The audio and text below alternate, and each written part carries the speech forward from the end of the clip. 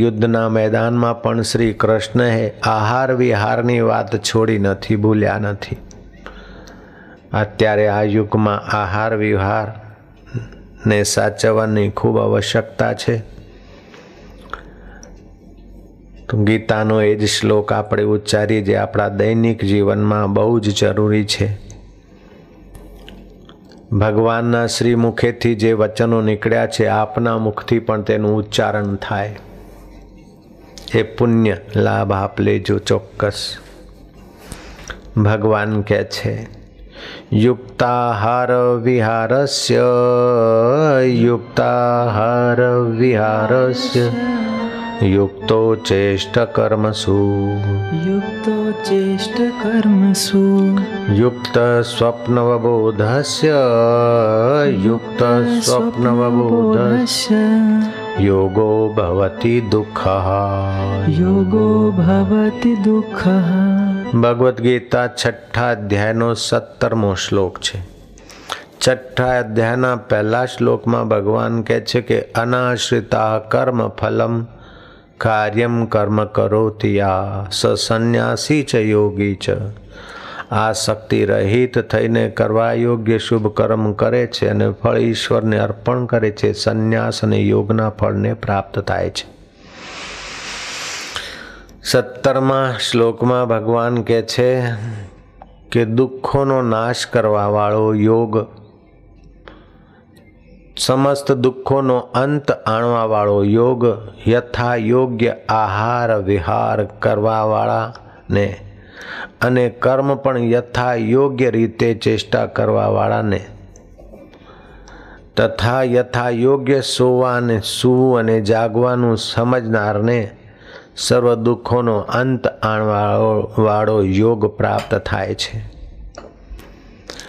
જે મનથી વાણીથી કર્મથી કોઈનો દ્રોહ નથી કરતો એની રોગ પ્રતિકારક શક્તિ પુષ્ટ હોય છે, પણ જે મનથી વાણીથી અને કર્મથી બીજાના માટે દ્રોહના વિચારોને વિચારતો હોય છે એની રોગ પ્રતિકારક શક્તિ કુંઠિત થઈ જાય છે। ભવકા તીતર બટેરે, આવું જીવન ના હોવું જોઈએ। સારું સારું લાગે તો થાસીને ખાધું ને બરાબર ના પસંદ પડ્યું તો હોટલમાં ખાવા ગયા, ઊભા ઊભા ખાય, ચાલતા ચાલતા બોલે, ઊભા ઊભા પાણી પીએ, ઊભા ઊભા એકી કરે, સૂર્યની સામે એકી કરે। આ વ્યવહાર પુણ્યનાશક છે, પાપ વર્ધક છે। હાથ પગ ધોઈને બેસીને ભોજન કરવું જોઈએ। શાસ્ત્રમાં ઊભા ઊભા ભોજન કરનારને પિશાચ આહાર કહેવામાં છે, જેને અત્યારે બોફે પાર્ટી કહી, એ સ્વાસ્થ્યની રીતે ને મનની શાંતિની રીતે બંને રીતે ખોટી છે। લોકો જન્મદિવસ ઉજવે છે, જન્મદિવસ ઉજવવો જોઈએ, પણ યથા યોગ્ય આહાર વ્યવહાર કરો। આકાશનો સફેદ રંગ છે। 5 પ્રકારના ચોખાઓનો રંગો: સફેદ, આસમાની, લાલ, કાળો અને વાદળી। આ 5 રંગોથી ચોખા રંગી અને સ્વસ્તિક બનાવો મોટું। આપના 32 વર્ષ વીત્યા, 40 વર્ષ વીત્યા, 40 નાના નાના દીવાઓ મૂકો। 41મો વર્ષ શરૂ થાય છે, મોટો દીવો મૂકો। કુટુંબના લોકો કોઈ 2 દીવા, કોઈ 1 દીવો, એ રીતે બધા દીવા પ્રગટાવે શુભ મુહૂર્તમાં। અને મોટો દીવો તમારા સ્નેહી, જે વડીલ હોય, જે સજ્જન હોય, પવિત્ર આત્મા હોય, મુખ્ય વ્યક્તિ હોય, એ મોટો દીવો પ્રગટાવે। પછી બધા મળીને શુભકામના કરે તમારા માટે કે આ પંચ ભૌતિક શરીર તમારું સ્વસ્થ રહો। સ્વસ્તિકના દર્શન કરવાથી ઉમદા વિચારો અને જીવન શક્તિ જાગૃત થાય છે। આપના ઉમદા વિચારો અને જીવન શક્તિ વધુ ને વધુ જાગે। પૃથ્વી, જલ, તેજ, વાયુ, આકાશ તમારા માટે સુખદ હો। યક્ષ, ગંધર્વો, કિન્નરો અને દેવો પણ તમારા માટે સુખદ હો। મિત્રો તમારા માટે સુખદ હો। પડોશીઓ તમારા માટે સુખદ હો. સૌના શુભ સંકલ્પો આપની સાથે છે, તમારી સાથે છે. આજ સુધીના વર્ષોમાં તમારા જીવનમાં જે પ્રકાશ હતો, અમે એમ પ્રાર્થના કરીએ કે આવતા વર્ષે આજથી નવું જીવન શરૂ થાય છે. નવા વર્ષના દિવસે તમારો 41મો વર્ષ જે તે વર્ષ શરૂ થયો, કે તમારા જીવનમાં વિશેષ પ્રકાશ, આનંદ અને સમતાના સદ્ગુણ ખીલે એવી અમારી શુભકામના છે. ભગવાન કરે કે આપ પૂરું આયુષ્ય ભોગવો અને પૂરું જીવન જીવો અને પૂર્ણ પરમાત્મામાં આપની પ્રીતિ વધે ને આપના કુલ ખાનદાનનો બેડો પાર થાય. આપને વધામણા હો. પછી જય જગદીશ હરે અથવા જે તે ભગવાનની આરતી વહાલી લાગતી હોય તે કરી થોડી વાર ધૂન કરો, પ્રસાદ વહેંચો. એ તો જન્મદિવસ ભારતીય પદ્ધતિએ યુક્ત આહાર વિહાર પદ્ધતિ ઉજવ્યો કહેવાય, પણ વિદેશીઓનું ઓકેલું ચાટવાની રીત આપણા ભારતમાં ચલાવશો નહીં.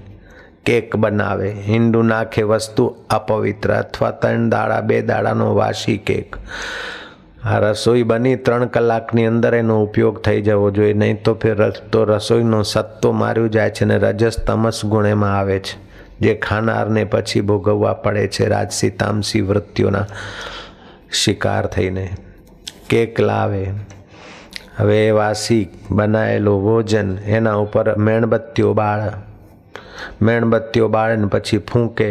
જે વિજ્ઞાન ભણ્યા છે એમને ખબર છે કે એક પ્યાલો તમે મોઢે પાણીનો મૂકો, એક ઘૂંટ પીને પાછો મૂકો તો લાખો જીવાણુઓ ત્યાં મળે. માઇક્રોસ્કોપથી જોઈ લો. હોઠે પ્યાલો અડાડીને પાછો મૂકો તો લાખો કીટાણુઓ તમારા એ પ્યાલામાં મળે. તો જે હોઠોથી ફૂંક મારીને 40 મીણબત્તીઓ 20 મીણબત્તીઓ ઓલવવાની હોય, એ ફૂંકથી કેટલા કીટાણુ તમે કેકમાં ફેંક્યા. फूंकना और थूकना मिलाकर आप फिर केक काटते. भारतीय संस्कृति सदैव ज्ञाननी पूजक છે. જીવનમાં જ્ઞાનની આવશ્યકતા છે. અંધકારમાંથી અજવાળા તરફ જવાની પ્રેરણા લેવી જોઈએ, પણ આ મીણબત્તી અજવાળું કરીને પાછો ફૂંકે છે ને થૂંકે છે ને પછી તાળીઓ પાડે, happy birthday to you, happy birthday to you. આ ગીતાની રીતે આહાર વ્યવહાર નથી. આ આસુરી સંપદા છે, તામસી ચેષ્ટા છે. એ દુઃખોને નષ્ટ કરનારો આહાર વ્યવહાર નથી. ભગવાન કહે છે તમે આહાર વ્યવહાર કરો, પણ તમારા શારીરિક, માનસિક ને બૌદ્ધિક દુઃખોને ક્ષય કરનારો વ્યવહાર કરો. તો હું આપને પ્રાર્થના કરું, ઘરમાં લાલ ગોળા અથવા કે તેજ લાલ રંગ દિવાલોમાં કરશો નહીં, કરાવશો નહીં. કોલસાની ખદાનમાં પ્રયત્ન કરીને લાઇટની લાઈન લાવવામાં આવી અને ઉત્સવમાં ખુશાલી મનાવવામાં લાલ ગોળાઓ કર્યા. થોડાક દિવસો પછી ખદાનનો માલિક હેરાન થઈ ગયો. જે મજૂરો હળી મળીને રહેતા હતા એ અંદર ગાળા ગાળીને મારામારી ઉપર ઉતરી આવ્યા. શું થયું? લાઇટ આવ્યા પછી આ ભૂત કઈ રીતે બેઠું? તપાસ કરતા વિજ્ઞાનના નિયમોને જાણનાર વ્યક્તિએ કહ્યું કે લાલ રંગના ગોળા કર્યા છે તેથી ક્રોધ વધારે ઉત્પન્ન થાય. અમારા એક જગ્યા ઉપર કોઈ મૂર્ખ છોકરાએ લાલ ગોળો કર્યો તો દિવાળીના ઉત્સવ નિમિત્તે વાટિકામાં. મેં જોયો, મેં તરત ઉતરાવી દીધો. સફેદ કપડાં પહેરવાથી ને શ્વેત વસ્તુ જોવાથી શાંતિ ઉત્પન્ન થાય છે ને ખાકી કપડાં પહેરવાથી ને જોવાથી સ્વાર્થ ઉત્પન્ન થાય છે. વિજ્ઞાનીઓ કહે છે, પોલીસ ખાતું ધ્યાનથી સાંભળે. કૃષ્ણ કનૈયા લાલ કી. વર્ધી ના હોય તો ત્યારે જુઓ સ્વાર્થ ઓછો હશે અને રૂબાબ ઓછો હશે, અને વર્ધી પહેરવાથી જ સ્વાર્થ અને રૂબાબનો ભૂત હાવી થઈ જતો હોય છે. તમે સૂક્ષ્મતાથી જુઓ. તમે પહેરો ને તો બી થશે. ખાકી રંગને એ રાસાયણિક અને દ્રષ્ટિક વૈજ્ઞાનિક નિયમ અનુસાર એ અસર થતી હોય છે. જ્યારે આપણા ઋષિ મુનિઓએ કેટલી ઊંડી સમજ કેળવી હશે. ભગવાનના સ્વરૂપ ગગન સદૃશ્ય આસમાની રંગ, અને ભગવાનને ઓઢણા ઓઢાડ્યા ખાકી કપડાના કદીએ નહીં, પીત વસ્ત્ર. પીળા રંગને જોવાથી આહલાદ ઉત્પન્ન થાય છે, આધ્યાત્મિકતા ઉત્પન્ન થાય છે. સ્વામી વિવેકાનંદ નિશાળોમાં જતા ને વિદ્યાર્થીઓને પ્રશ્ન કરતા. એક વિદ્યાર્થીને પ્રશ્ન કર્યો કે ભગવાન શ્રી રામ કે ભગવાન શિવ કે ભગવાન કૃષ્ણ નીલવર્ણ કેમ દેખાય છે? હોશિયાર વિદ્યાર્થીએ કીધું કે ભગવાનના ચિત્ર નીલવર્ણ છે, અર્થાત ભગવાન વ્યાપક છે. કે વ્યાપક છે એનું પ્રમાણ શું? કે વ્યાપક વસ્તુ નીલવર્ણ દેખાય. આકાશ વ્યાપક છે, નીલવર્ણ દેખાય છે. દરિયો સાફ સુથરો હોય તો નીલવર્ણ દેખાય. ભગવાનની વ્યાપકતા. ચિત્તને વ્યાપક કરવું હોય તો ઘરમાં નીલવર્ણ આકાશ તુલ્ય રંગ લગાડજો. ચિત્તમાં ભક્તિ લાવવી હોય તો વસ્ત્ર પિતાંબર જેવા પીળાશવાળા દિવાલના રંગ કરજો. અને જો સ્વાર્થ લાવવો હોય તો ખાકી કપડાં પહેરજો. શાંતિ લાવવી હોય તો સફેદ કપડાં. અને ક્રોધ જગાડવો હોય તો લાલ કામ અને ક્રોધ જગાડવો હોય તો લાલ કપડાં ને લાલ બત્તીઓ કરજો. એક લાલ બત્તીની ગમ્મતની વાત છે. એક યુવકને નોકરી નહોતી મળતી કે ચાલો આપણે પોલીસ ખાતામાં ભરતી થઈ જઈએ. હવે પોલીસ ખાતામાં બીજી તો કોઈ જગ્યા નહીં, આરટીયુમાં જગ્યા હતી કે સારું ત્યાં ભરતી થાઉં છું હવાલદાર તરીકે. સાઈડ બતાવવાની ટ્રાફિકને. ટ્રેનિંગ આપનારા સાહેબે કહ્યું કે જો આપણી તારી હદ અહીંયાથી તે પેલી જો લાલબત્તી દેખાય ને ત્યાં સુધીની હદ છે. કે સાહેબ કઈ કે લાલબત્તી? પહેલાં કહ્યું સર હું જોઈ આવું. તે લાલબત્તી જોવા ગયો. બાજુમાં મોપેડ ઊભી હતી. પાછળ પાછળ દોડાઈ ગયો તે ગયો. ત્રીજા દાડે પાછો આવ્યો. અલ્યા કેમ તું તારી હદ જોવા ગયો? તો કે હા એ લાલબત્તીની પાછળ જ હું ગયો ને એ લાલબત્તીવાળું ટેન્કર હતું ને હૈદરાબાદ સુધી ગયું. એટલે હૈદરાબાદ સુધીની હદ મારે માનવી કે અલ્યા તું આટલો ભણ્યો મુવા? પ્રમાણપત્ર તો છે પણ વ્યવહારિક જ્ઞાન આજકાલના વિદ્યાર્થીઓમાં બહુ ઓછું દેખાય છે. પાકશાસ્ત્રમાં ફર્સ્ટ ક્લાસ ફર્સ્ટ થયેલી વહુ ઘરે આવીને સાસુએ કહ્યું કે દીકરી નજીકના મહેમાન આવ્યા છે, બીજું તો શું, તું તો રાંધણ વિભાગમાં પાકશાસ્ત્રમાં ફર્સ્ટ ક્લાસ ફર્સ્ટ આવી છે, સહેજ શીરો કરી આવ અને મહેમાનો આપી દઈએ. તો પેલી એ ગેસ ચાલુ કરીને ઘી તપેલીમાં નાખીને મૂક્યો. પછી પુસ્તક લઈને કે કેટલી ડિગ્રી ઘી ગરમ થાય તો લોટ નાખવો જોઈએ. એવામાં તો ઘી લાલચોળ થઈ ગયું. પછી લોટ નાખ્યો તો કાળા કોલસા જેવું થઈ ગયું. એ તો દૂરની વાત છે. પણ મારા આશ્રમમાં એક છોકરો મને કે બાપુ અંગત સેવામાં રાખો, અંગત સેવામાં રાખો. કેટલું ભણેલો છે? કે હું MSc છું, માસ્ટર ઓફ સાયન્સ. મેં એને રાખ્યો ને મારા છોકરા નારાયણ સાથે 2-3 દિવસ એને ટ્રેનિંગ બી આપી. પછી ચોથા દિવસે રસોડામાં મેં જોયું કે ઊભો હાથના ચુલ્લુમાં મગ વીણે છે. મેં કીધું એટલે શું કરે છે? કે બાપુ આપ તો મગ લો છો ને ફક્ત એટલે આપના માટે મગ વીણીને બનાવું છું. તો મેં કીધું એટલે મગ હાથના ચુલ્લુમાં લઈને થાળી જેવું કાંઈ નથી? અભણ છોકરી પણ મગ વીણે કે ચોખા વીણે તો થાળીમાં વીણે ને મુઆ તું MSc પાસ થયો ને તને મગ શમા વીણવા એ મારે કહેવું પડે? હું આ વ્યાસપીઠ ઉપર આ સાચી વાત કહું છું. જોક્સમાં તો હું જૂઠું બોલું હો, એ છૂટછાટ લઈને મિલાવટ કરું ત્યારે કહી દઉં કે આ મારી મિલાવટ છે, પણ આમાં જરાય મિલાવટ નથી ને જરાય જૂઠું નથી. પછી દિલ્હી આશ્રમમાં આવ્યા એ પહેલાં જ હરિદ્વારમાં જ બીજા કે ત્રીજા દિવસે જ્યાં સુધી રોટીને શાક હું ખાતો. શાક શનું છે મને સમજાય નહીં. મેં કીધું ભાઈ આ શાક શનું બનાવ્યું છે? તે કે ગિલકી હે. મેં કીધું આ તો નામ પહેલી વાર સાંભળું છું. ભારતનું શાક છે? કે હા હિન્દુસ્તાનનું છે. મેં કીધું મનુષ્યો ખાય છે? કે હા મહારાજ ઇન્સાન ખાતે. મેં કે ભાઈ આ નામ તો પહેલી બાર સુનાય, ગિલકી ગિલકી. હું તો ખાતો ગયો. મારા ચિત્તમાં એવું હોતું નથી કે આ શાક કરો તે કરો. જ્યારથી ગુરુના ચરણે ગયા ત્યાર પછી જીભના સ્વાદ માટે ખાવાનું એ આપણે ભૂલી જ ગયા. કારણ કે ખાવા માટે આપણે જન્મ્યા નથી. ખાવાનું આપણા માટે છે, આપણે ખોરાક માટે નથી. આપણું સ્વાસ્થ્ય સચવાય એટલું બરાબર. બાકી લૂલીને લટકા કરાવવા એ બંધનમાં ફસવા જેવું કામ હવે નહીં કરાય ગુરુચરણે ગયા પછી. તો હું તો ખાતો ગયો. હવે 1-2 ग्रास रहा है। मैं कीधु आ गिल की सब्जी बनाया है, मनुष्य खाते हैं, भारत का है, तो मैंने कभी देखा नहीं, तो उसका कुछ छिलटे बिलटे हो तो जरा बताओ। तो पेलो गलका ले आयो। गलकानी जे गीरी हती ए बधी गार्बेज में, कचरा पेटी में, अने एना छोतरा उतारीने मारा माटे शाक बनाव्યું। केड़ा तो डब्बा में नाख्या ने केड़ाना छोतरा कृष्ण ने खवरावे। केड़ा गाय ने नाखती जाए विदुराणी अने छोतरा कन्हैया ने आपती जाए। प्रेमा भक्ति जुदी पण आ बुद्धू भक्ति कहेवाय। भोजन तमारे केवुं करवुं जोईए? भगवान के छे युक्त आहार विहारस्य। भोजन में 6 गुण होय तो सात्विक भोजन कहेवाय। सुरुख्य, जोवामां मन प्रसन्न थाय तेवुं भोजन। सौरम्य, एनी सुगंध सारी हो। सुस्वादत्व, एनो स्वाद पवित्र होय। सुपाच्यत्व, जल्दी पचवा वाळुं होय। सौमन्यस्य, मन ने उत्तेजित ना करे, विकार उत्पन्न वधारे ना करे। अने छठ्ठू सौहित्य, स्वास्थ्य माटे हितकारी हो। अति मरचा अथवा तो जेम कार्तिक में करेला खाए मरे नहीं तो मांदो थाय।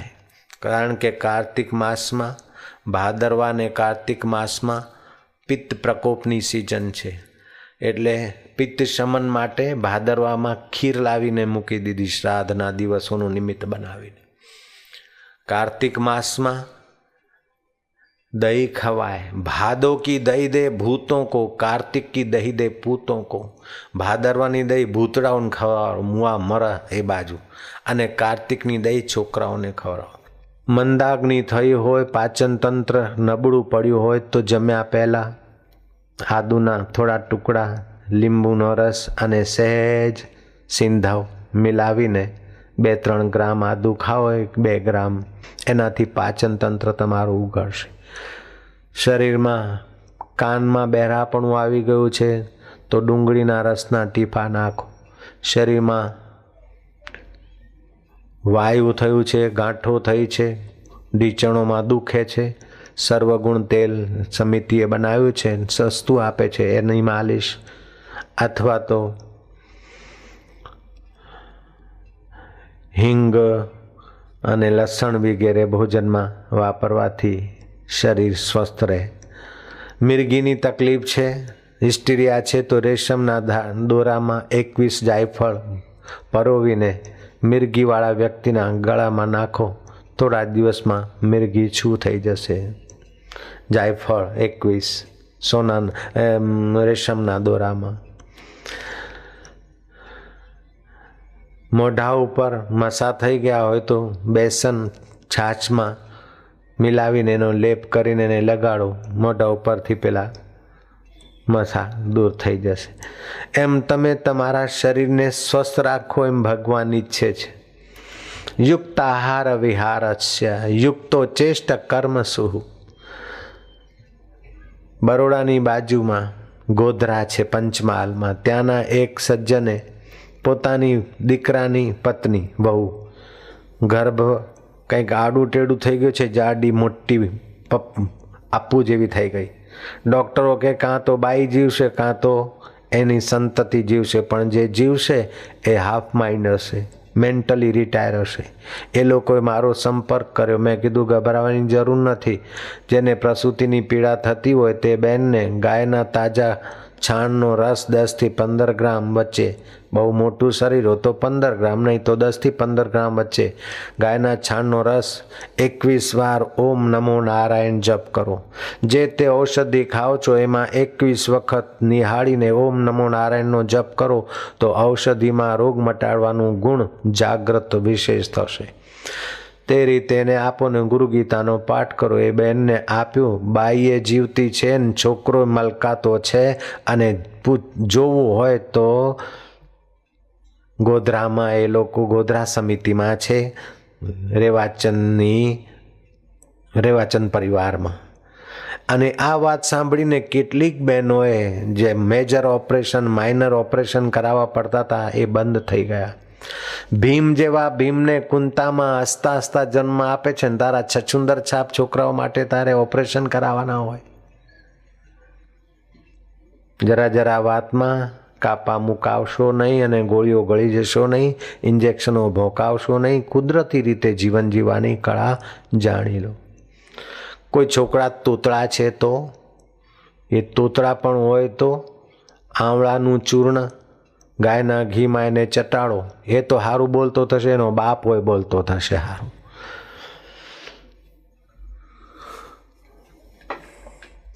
પગમાં લોકો વીંટીઓ પહેરે, આ કે આ તો હિન્દુસ્તાની લોકો ગાંડા છે, પણ ગાંડા કેનારાઓ ગાંડા સાબિત થાય છે. હવે વિજ્ઞાનીઓ સમર્થન કરે છે.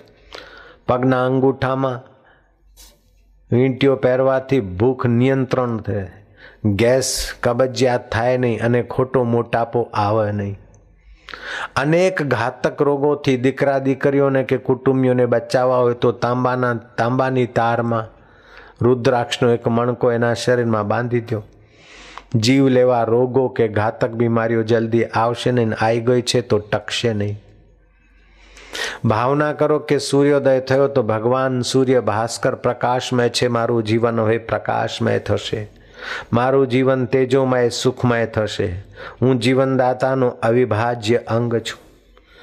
ફ્રેક્ચર થાય તો શીરો રાંધીને એમને ખવડાવો જેમને ફ્રેક્ચર થયું છે.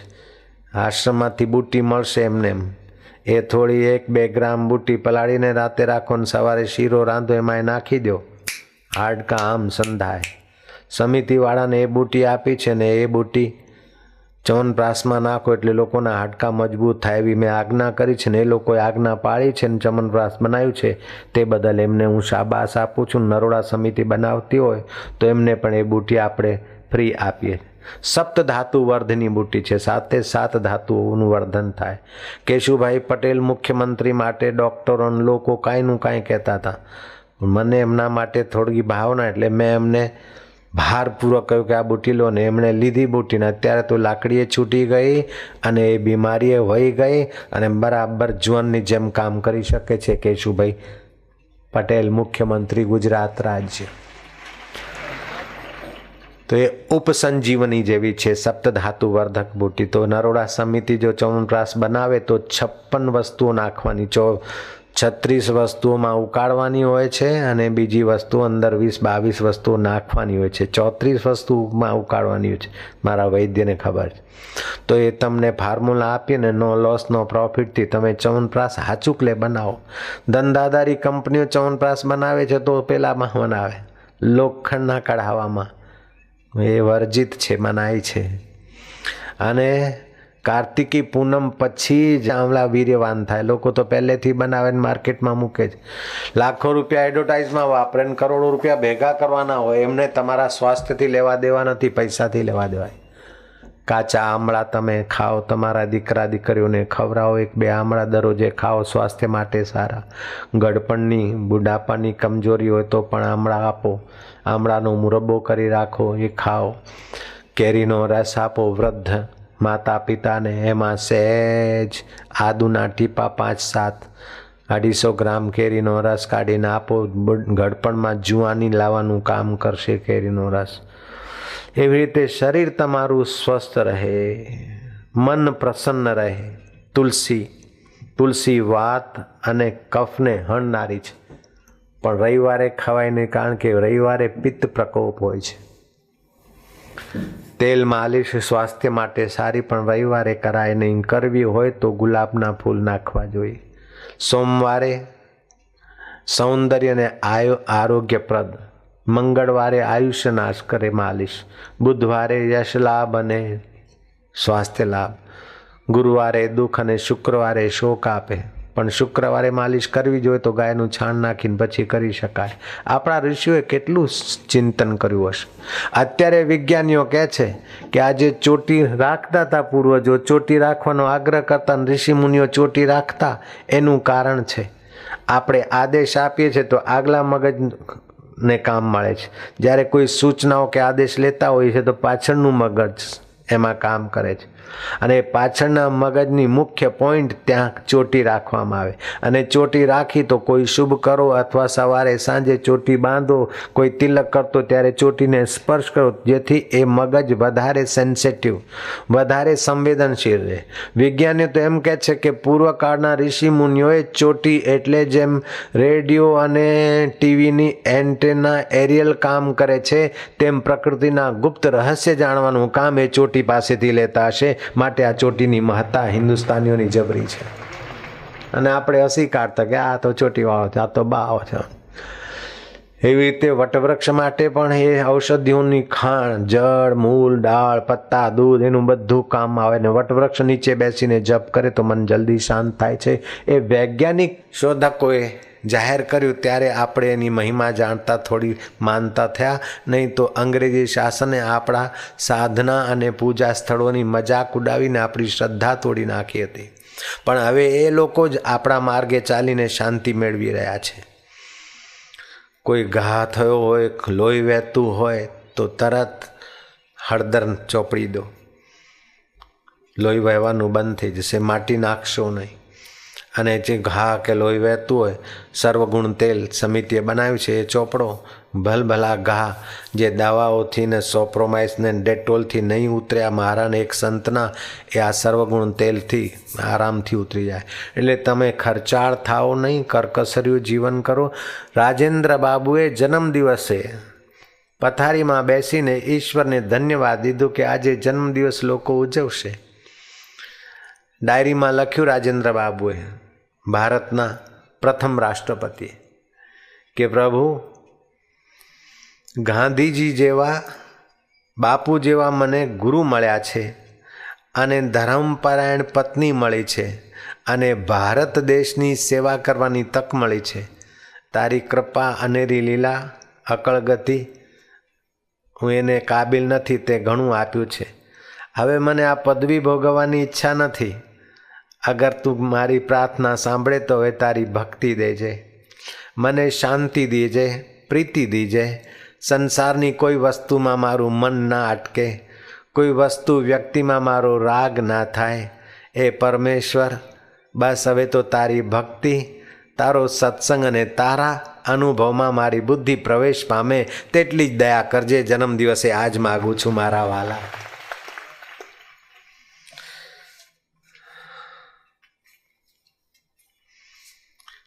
ભગવાનના શ્રી વચનો ફરી ઉચ્ચારણ કરીએ. યુક્તાહાર વિહારસ્ય, યુક્તાહાર વિહારસ્ય, યુક્ત ચેષ્ટ કર્મસુ, યુક્ત ચેષ્ટ કર્મસુ, યુક્ત સ્વપ્નવબોધસ્ય, યુક્ત સ્વપ્નવબોધસ્ય, યોગો ભવતિ દુઃખા, યોગો भवति दुःखा। दुखों का नाश करने वाला योग तो यथा योग्य आहार और विहार करने वाले को, कर्मों में यथा योग्य चेष्टा करने वाले का तथा यथा योग्य सोने और जगने वाले का ही सिद्ध होता है। रात्रिनो प्रथम पहर एटले सूर्यास्त थी 3 कलाक सुधी प्रथम पहर भोजन अने आनंद विनोद माटे होय छे। बीजो ने तीजो पहर शयन माटे होय छे। चौथो पहर बंदगी ध्यान जप अने शुभ कर्म माटे होय छे।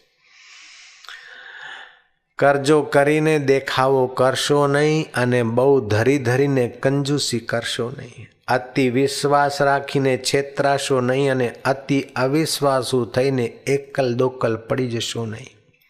तमारी गुप्त बात जानतो होय तेने तमे तड़छोड़शो नहीं अने तमारी साथे जुठ्ठू के दगाखोरी करतो होय एनाथी तमे बहु नजीक रहेशो नहीं।